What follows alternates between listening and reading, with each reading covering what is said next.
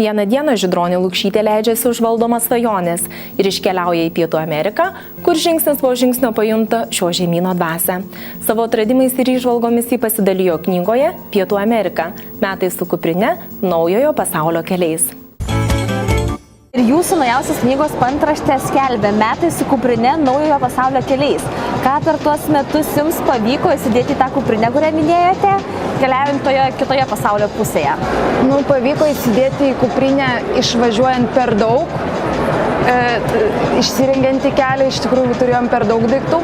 Daiktų sumažėjo, bet labai padaugėjo įspūdžių. Tai iš tikrųjų aplankyta 13 šalių, visos Pietų Amerikos šalis, plus viena sala Trinidadė ir Tobagė. Taip kad iš tikrųjų pervažiavus visą žemyną labai daug įspūdžių. Jeigu apie šalis kalbant, tai niekada nepamiršiu Kolumbijos, todėl kad važiuodamas į Kolumbiją turiu labai tokius įdomius nusiteikimus, galvoju, kad ten bus labai baisu ir pavojinga. Ir kai nuvažiuoji, randi visiškai kitokią šalį, negu nusipiešiai savo vaizduotėje. Taip kad iš tikrųjų tos šalies niekada nepamiršiu. O jeigu kalbant apie vaizdus, apie gamtą pavyzdžiui, tai iš tikrųjų labai nustebino ir pribloškė tiesiog Druskos dykuma Bolivijoje, kur jautiesi kaip haliucinacija, kaip sapne. Negali patikėti, kad Žemėje tokie vaizdai egzistuoja. Taip pat Patagonija, kur yra ledynai ir tu eini nuo vieno ledyno prie kito kalnų takais ir miegi šlapiame miegmaišyje. Ir tie vargai atsiperka, todėl kad tai, ką pamatai, yra labai įstabu. Sakėt, kad Kolumbiją pamatėt kitokią negu yra stereotipai. O kokius kelionėje stereotipus dar pati savo paneigėt? Įvairius stereotipus. Vienas iš tokių, kur daugelis keliautojų įsivaizduoja, kad visos Pietų Amerikos yra labai pigios.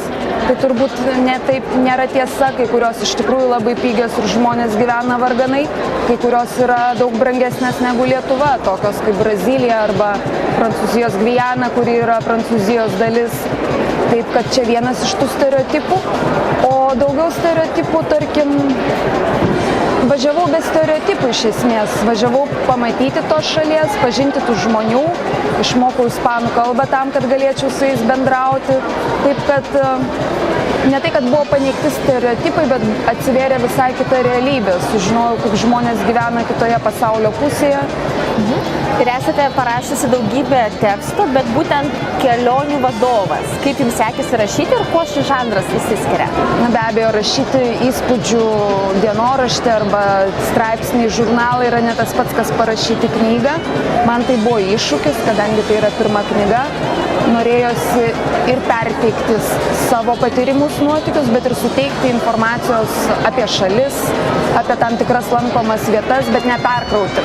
Todėl, kad tai nėra visiškai kelionių vadovas, tai daugiau yra kelionės istorija su tam tikrais patarimais ar informacija, kurią gali pasinaudoti ir keliaujantis. Ir ko galėtume mes, europiečiai, vakariečiai, iš Pietų Amerikos pasimokyti?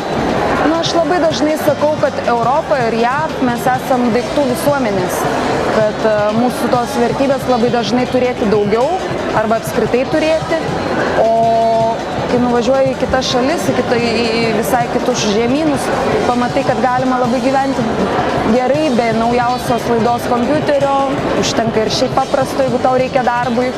Ir tiesiog mėgautis, gyventi šią dieną, ko nemoka Europą iš tikrųjų. Neplanuoti 10 metų į priekį, nebijoti, kas atsitiks, o tiesiog gyventi ir mėgautis šią dieną. Kokių išteklių reikia norint pakeliauti po Pietų Ameriką, kad bent kažkiek ją pažinti artimiau?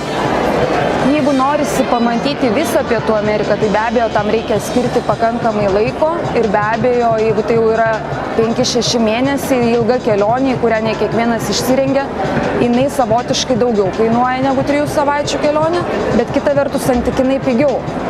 Per mėnesį, per savaitę, ta kaina savaitės yra pigesnė. Todėl, kad kai keliauji ilgai, gali keliauti, tau nereikia skrydžių, tu gali keliauti autobusais, traukiniais, kartais gal net susistabdyti mašiną, jeigu tau tai yra priimtina ir jeigu šalis saugi. Tokiu atveju santykinai pigesnė kelionė. Bet čia yra prioritetų klausimas. Manęs labai dažnai klausdavo, kiek kainavo tavo kelionė ir kad tai turbūt labai daug kainavo. Aš sakydavau, mano kelionė nekainavo daugiau negu tavo automobilis. Taip kad aš neturiu automobilio, neturiu sofos, bet viską, ką sutaupau, stengiuosi skirti kelionėms, įspūdžiams.